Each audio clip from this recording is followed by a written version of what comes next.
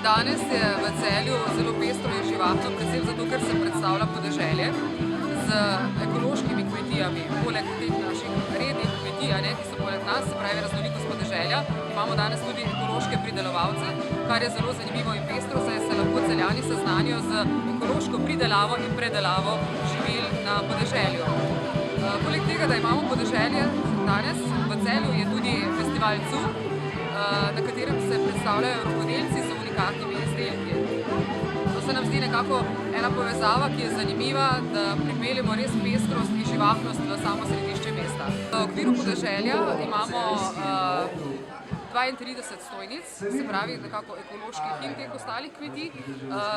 Pri rokodelcih, se pravi v festivalu CUR, jih je pa 10. Današnji ponudniki pa segajo po vsej Sloveniji, niso omejeni samo na področje Celja in celjske regije, ampak so povsod iz Slovenije, tako da je zelo razpršeno, kar je zelo pestro in zanimivo, saj je zelo raznolika in pa pestra ponudba za naše Celjane. Podeželje v mestu je tradicionalna prireditev, ki poteka kar že od leta 2005.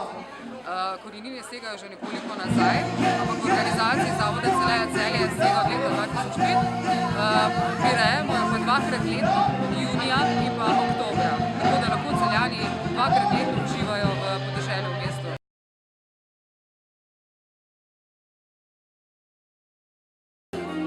Glede na dosedanje dolgoletne izkušnje, ki imamo, bomo rekli tako, da Celjani res uživajo, ko nekako pripeljemo ponudbo podeželja v mesto.